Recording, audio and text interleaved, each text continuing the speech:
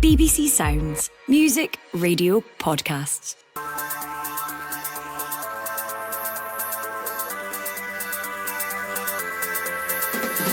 Hello, I'm Bradshaw, and this is the Scottish Football Podcast. All the news, views and analysis you need on Tuesday the 29th of July. And Rangers are linked with a familiar Finn on the wing. Antman against Gordon scores! Hampden silence, but for the few Finland fans. And Oliver Antman has made a real impression since coming on. That's just one of many transfer tales we'll be looking at as the window hots up. And as another season looms, one subject just will never ever go away. We want decisions to be understandable. That's what I would say when it comes to VAR. We want people who are watching football, the fans in the stadium, on TV, to be able to understand the decisions we're making. We think that's very, very important. After an update from the refs, we'll chat about the changes coming this season. And it's the end of the League Cup group stages. Celtic the holders will play Falkirk, Kilmarnock, Dundee United, Rangers versus Alloa, Livingston against Hibernian, St Johnstone versus Motherwell, Morton versus Aberdeen, Partick Thistle United, St Mirren versus Hearts. What do you know? Home ties for the Old Firm. We'll guide you through the pick of the last 16 ties. The Scottish Football Podcast from BBC Sports Scotland. Joining me today, we have two people very esteemed in Scottish football terminology. We have Mark Atkinson, the Scotsman Sport Editor, and Craig Telfer from A View from the Terrace. So Mark, how are you doing? Are you enjoying all your Hearts and Hibs business just now? Oh, it's never ending with Hearts and Hibs and every other club in Scottish football, but that's why we love it so much. Talk about never ending. Craig Telfer, I saw yesterday that you released a 10-hour podcast about the Scottish lower leagues. How far into that did you regret your decision? I could have spent all day talking. I actually don't think 10.5 hours is enough. I would recommend if you want everything you need to know ahead of the 2025-26 season about all 30 teams outside the top flight, this is your one-stop shop. And perhaps best listened to in instalments. Yes, of course it's best listened to instalments. Otherwise, it's essentially a podcast that turns into a hostage situation. I saw someone got in touch with me to tell me they were going to raw dog it for all 10.5 hours. I thought, fair play. No. That really takes some doing. No, well, let's get into the transfer news. It's always the fun part of this season. So let's begin with transfers. And Rangers have been linked with the beautifully named Finnish winger, Oliver Antman. He impressed against Scotland in the friendly last year. Mark, do you think Ant-Man will be going to Rangers, and are Rangers going to be assembling some sort of Avengers super team? It's a great name, isn't it? Yeah. Look, Rangers are in desperate need of another winger. They've already got Jedi Gassama, who prefers to play on the left, cuts inside. They need somebody who can replace Václav Černý, who I think was one of Rangers' best players last season, on the other flank. Linked with so many players, Jerison Raksaki being one of them. He got injured at the weekend, I think, and that's maybe changed the tack towards Oliver Antman, who is part of a Go Ahead Eagles team, I think it is, who did really well last season. They won the Cup. They're in Europe for the first time, and the Dutch side clearly want to keep hold of their better players, but every player has a price, and it appears Rangers are sort of equipped this time around to go quite big on a signing of a right winger. Russell Martin really wants to get as many attack-minded players in his system as he can ahead of the new season and potentially win a Champions League qualifier. And I think Antman probably fits the bill for Rangers. Good age, 23, a good profile internationalist, and that's why they're looking down that route. I think Rangers' transfer business has been quite exciting so far, in particular comparison to their Glasgow counterparts. So we'll see where that one goes, but it's fairly obvious that Rangers are going to go big on that flank because the wide players will be a huge part of what they do this season. Yeah, because they've also been linked with Mikey Moore from Tottenham on loan, so he's a 17-year-old that looked very exciting in the Europa League. Mark reckons Rangers have done quite exciting business in the window so far. Craig, what do you make of the likes of Antman and Moore coming in here? Do you think Rangers still need to strengthen? I think so. I think Mark's absolutely correct by saying they need to strengthen on that right flank. I don't want to repeat the same point that Mark's made there, but Czerny was just such an important player last season for pretty much towards the tail end, just one of Rangers' most important attacking outlets. So adding balance over to the other side of that flank is really important. And if you're linked with guys like Ant-Man and Moore, I feel like these are the kind of the profile of players that Rangers want to be associated with. Finnish international, someone who's coming off the back of a really good season with Go Ahead Eagles. And then you've got Moore, who is this 17-year-old, really exciting winger that has played a decent number of games for Tottenham Hotspur last season, albeit because the club were decimated by injury and he was perhaps given his chance earlier than he'd anticipated. But nevertheless, it feels like these are the kind of profile of players that will make Rangers fans excited. I think if you are linked with perhaps one of the most precocious and exciting talents in the English Premier League, that is something to be excited by. And I'm sure if he was to come up to Rangers could guarantee him playing week in, week out every season, which will enhance his development, make Rangers better and make him a better player to return to Tottenham Hotspur and improve their chances under Thomas Frank. Yeah, and if you go to the other side of the city, Go Ahead Eagles have turned down 3 bids from Celtic for Ant-Man's teammate, Jacob Breum. There's been lots of chat about lack of squad depth, Craig, especially when you see a lineup for a friendly when they've been playing out in Como recently, all the comments under there.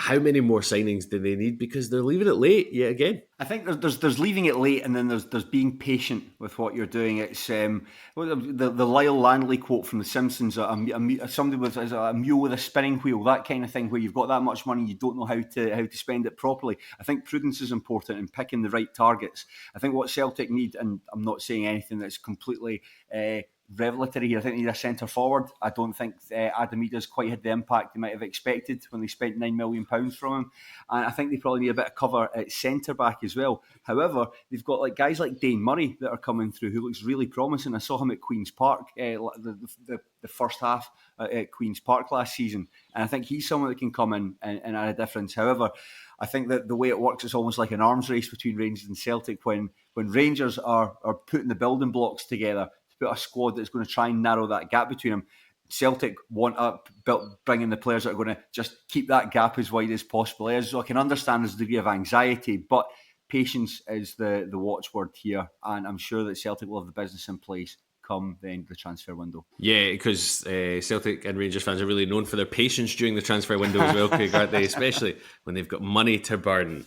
To go to Edinburgh then, Mark. So Hearts have got a couple of people potentially lined up this week. So it looks like they're going to be confirming Pierre Landry Cabore.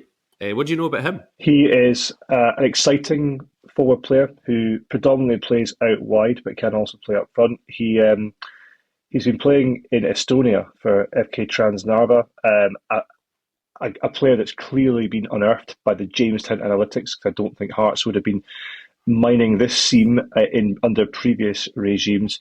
They signed another winger last week, Kurjota, an Albanian from the Italian third tier. So they're being creative with their transfer business, let's say. But this is what Jamestown is here for, to try and find this type of player that potentially could come in for a fairly low amount of money and be an instant hit. Derek McInnes is desperate for wide players. It's something that Hearts didn't have last year. He wants threat out wide. If you look at McInnes' teams over the years, they've always been built on getting the ball into the box, having pace and power in those areas. Cabore will add to that. I think this Hearts squad is coming together quite nicely. They had a really good Premier Sports Cup campaign, albeit against limited opposition, but they played well on Saturday against Sunderland, which I think has heightened expectations a little bit more. And I don't see Hearts needing too much more. They obviously are in for another central midfielder, Thomas Bent Magnusson, who plays for Valur in Iceland. He's one that's pretty close to being completed. By all accounts, a fairly athletic number 6 type midfielder. So that'll add even more strength to that area of the team. And a lot of people feel that Hearts are in quite a good place to hit the ground running when the Premiership season starts and potentially steal a march on teams like Hibs and Aberdeen and Dundee United who've got European football. So if they get these 2 deals over the line, that squad looks pretty healthy under a head coach who's experienced and knows what he's doing. So there's no reason at the moment to feel anything but optimistic about what Hearts are doing right now. Must be tricky for you, Mark, as well, if you've been covering Scottish football for a while, because before you might get Hearts signing players like Alan Forrest, Lawrence Shankland, and whereas now when they're linked with Italian third divisions, you just got to get on Wikipedia and Google straight away, don't you? Yeah, and you're watching clips or try to watch clips of these guys, and it's hard to judge actually what the level is. Like they can go on this mazy run where they beat 5 defenders, but if those 5 defenders are waiters and bartenders who play in the Italian Serie C/4, you don't know how good they actually are. What I would say is that a lot of these guys that are coming in for Hearts, I don't think the onus will be on them to be impressive right away. Look at Alexandros Kizavidis, who's Greek, who came in, I think, from Slovakia, and he's been drip-fed into the team, but has actually done very well in his last couple of outings. So you're signing lots of these guys with the hope of a few of them really coming of age towards the second half of the season. And going the other way, Craig Wade, Corey and Bada leaving Kelly for Lecce. Is the Scottish conveyor belt to Italy going to just keep coming going back to Serie A? Well, it's very interesting, isn't it, that has now become a well-worn pathway, mostly for some of our really talented young players who are seeing their futures over in Italy. Corey and Dava to Lecce, that wasn't on my bingo card to make the move over to Lecce, but just somebody who's just a very solid operator, big laddie, decent footballer, and someone who can add a bit of depth to Lecce. But when you told me there's a Scottish Premiership player who's on the move to Serie A, I would have said, oh, where's Lennon Miller off to? So I was surprised to see him go to Indaba. And just to jump back on to the point for Hearts, I think it's a really exciting time to be a Jambo. It just feels like there's real vibrancy and freshness around the club. You've got a really good manager in there in Derek McInnes, and a manager who's predominantly worked with British players. That's what he was known for when he was at Aberdeen and at Kilmarnock. So adding all these unpolished, unheralded gems, I'm really, really keen to see how they get on and which stars emerge over the course of the season and who's going to be returned to the lower reaches of Estonia. It's all very, very exciting. It's what Scottish football's made for. A final kind of transfer news, but not really. One of our BBC colleagues, Leanne Crichton, is the front runner for the Rangers women's head coach role. Her first job as a manager. Craig, what do you make of that? I think it's really interesting. It's really interesting. I can't say I know too much about Leanne Crichton as a coach or a manager. However, as a pundit, I think she's one of the best in Scotland. She's certainly always someone who's worth listening to, always sees the game. I think is when you're watching the game on television, you don't just want to have your points repeated back to you, or things that you can see, because she's got that experience. You want to see something that you can kind of understand, but you can't articulate. I think she's very, very good at that. And I'd like to think that knowledge and that insight can translate into a managerial job. And I think it's a very interesting appointment for Rangers. She's going in there to a good team, a team with a fair degree of expectation as well, a team that would look to win the SWPL. And given her background, given her career, and given her personality as well, I think she's got the minerals to make a success of the role.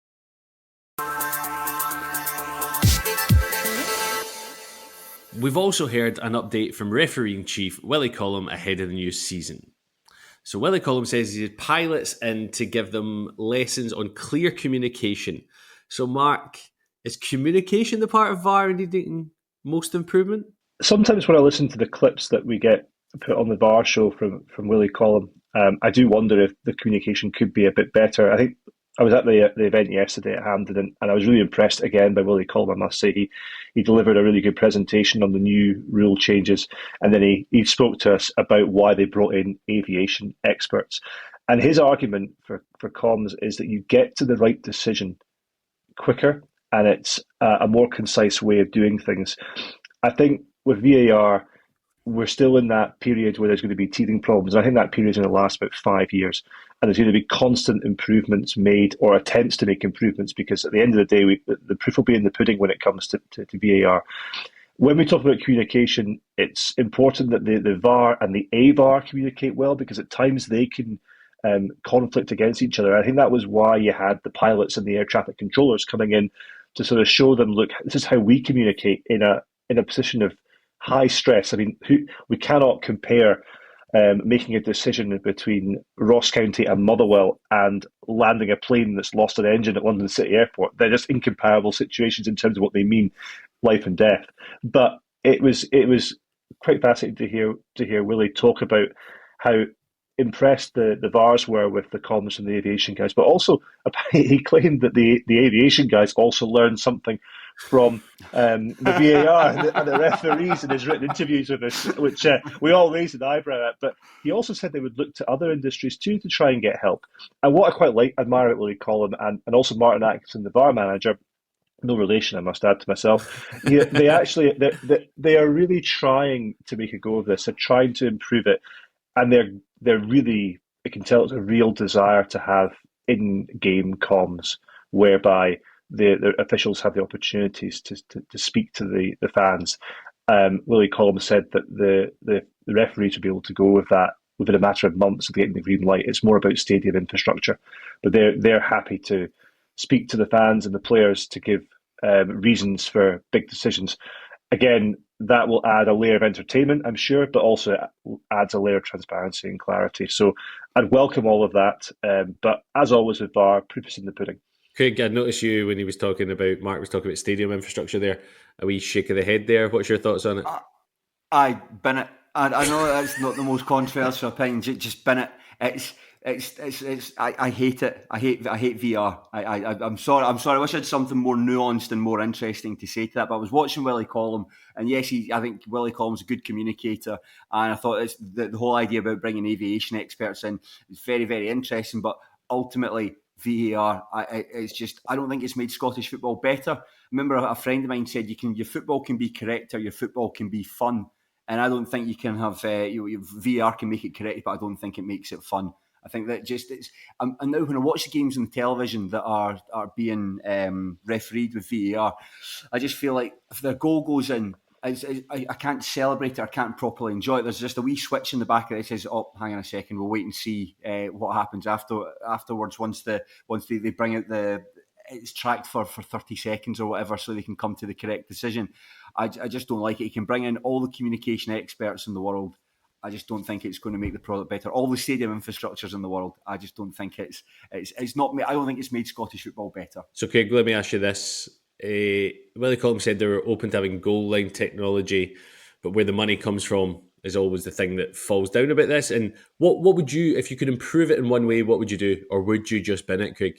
I think that all these incremental improvements, and I think that they're all well-meaning, but like ultimately VAR it slows the game down. I don't think it's a good experience for people in the stadium, especially. And I know that they're looking to bring in that transparency, and if they can improve the infrastructure at stadiums, that will improve it. But ultimately, I just don't think it's made the game better. Goal line technology is different. That's just a binary decision. Is it over the line or is it not over the line? Fantastic. But for the expense that you would go to put in goal line technology, how many times a season do you actually have a decision like that? There was a game between Hibs and Rangers earlier in the season where there was a lot of debate about whether the ball crossed the line. That's about it. That's only one incident off the top of my head where there was real dubiety about it. You don't need to spend all this money, but just make sure the referees are better trained and just better at their jobs. In one rule yesterday, Mark, I don't know if it was touched upon, they're talking about the 8-second rule for goalkeepers this season. That seems like a good idea, but will it be enforced? It will be enforced. Willie Collum said that all the referees have been well briefed on the rule, and that while they're not going to be like really, really, really strict on it, I think if you get to 9 seconds, you are going to get pinged for it, and there'll be a corner kick awarded to the attacking team. The good thing about this rule for me is that it will speed the game up. How many times have you seen a goalkeeper with 2 minutes to go? It's a really easy shot. He dives on it like it's the best save in the world, rolls around, clutches it to his chest, and then gets up really, really slowly. By that point, you're looking at 10 seconds easily. And that's what it's there for. It's to speed the game up at key moments where potentially time wasting comes into play. What is it be interesting in the League Cup is, have we seen this rule enforced? Yes, we have, because it's been there the whole time. They've not actually had to use it at any point. And I think the feeling is among the referees and also the players is that everyone knows this rule and everyone's going to adhere to it. I mean, we shouldn't see too many instances of it happening. I am looking forward to the time it does happen where we see some elaborate countdowns from our officials. I'd like to see how they do it. There's some suggestion that they would do a countdown clock with the arm out, but I think it'll be more the 5, 4, 3, 2, 1 with the fingers. But let's see what happens, which referees take it too far, for example.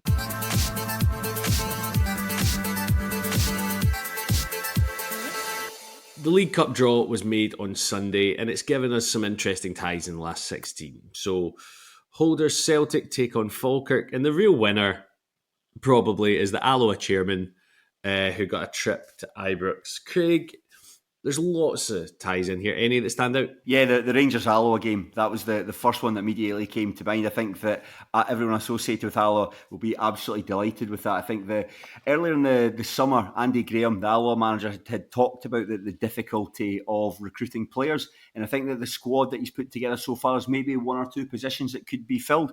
I think with the bounty they'll make from this trip, they can certainly fill that. It's a really good tie. And it just the way they got that tie as well is incredible. They were playing Airdrieonians on Saturday, and both teams had won their first 3 matches. So it was a do-or-die fixture. And right at the very end of the match, 89 minutes, was a misplaced pass by Sean McGinty, the Airdrie defender. Stephen Buchanan ran from inside his own half to finish and score to win the group for them. And what a moment that was for Stephen Buchanan, for Alloa. And then this is the rewards for it. So it's a fantastic bounty that they'll win from that. And this is by some distance the pick of the tie for me. Mark, you look at the other ones, you've got probably one championship side guaranteed to go through as Ayr face the mighty Partick Thistle, Killie Dundee United, Livy Hibs, St Mirren Hearts, and off the ball derby, St Johnstone host Motherwell. And the final one, Morton against Aberdeen. That's got a wee Aberdeen Cup shock written on it. What do you make of the ties? Anything that stands out to you apart from the Alloa Rangers one? It's not the fault of the people who did the draw, but it feels like a Premiership card. It just feels like a normal Premiership card, which is why it was great to see Alloa get Rangers and invoke memories of a Petrofat Cup tie, I think, many years ago, when Alloa stunned Rangers during their journey. The best football chant ever came from that game. Is it one that you can repeat at this time of day? Same old Alloa, always cheating, sang by a Rangers fan in the stand. A beautiful, beautiful moment. Not to correct you, Ray, but that wasn't a game. That game was actually at the Rex, the game Mark's talking about, where Alloa won. That was just a random league encounter. As such, I would say that I watch that video once a month, probably. It's in my repertoire. I doubt we'll hear it again in a couple of weeks' time at Ibrox, but you never know. I suppose if you want to point to a tie that has got potential intrigue, St Mirren Hearts, just because it's a competitive tie, I don't think either team will be happy to face each other in the last 16 of the tournament, given that St Mirren have caused Hearts a few problems. Although Derek McInnes' record against St Mirren is pretty impressive. Morton Aberdeen, I mean, you kind of joked about that one, but that could be interesting. I mean, it's a long journey down to Munich for Aberdeen. I'll be really intrigued to see how Aberdeen are this season. I didn't think they ended last season very well, except for the Scottish Cup final. And while that probably supersedes anything they did last season, I think there's a bit of pressure on Jimmy Tilleen and his players in the second season to hit the ground running. And I think that will be a test of them against a difficult Morton opponent. But it wouldn't be a massive surprise if we see in the quarterfinals a fairly heavyweight draw, given the teams that are playing each other. Yes. And we'll find out hopefully this week what the TV picks are. Yeah, it's the nature of the seeding, isn't it? Yeah. Well, that's all we got time for. Many thanks to Craig Telfer and Mark Atkinson, and thank you for listening. Remember, we're here with new episodes of the Scottish Football Podcast bright and early every day, so to make sure you don't miss out, subscribe on BBC Sounds and have push notifications turned on your phone. Thanks for listening. Rangers linked with Ant-Man, so knowing Celtic, tomorrow they'll be putting in a bid for Iron Man. Thanks for listening. Bye-bye. For everything you need to know about your team this season, download the BBC Sport app. All the latest news, goal updates, stats and scores, and insight and analysis. Just select your club to get the biggest stories and best content at your fingertips. What a result. Download the BBC Sport app for everything you need to know about your team this season.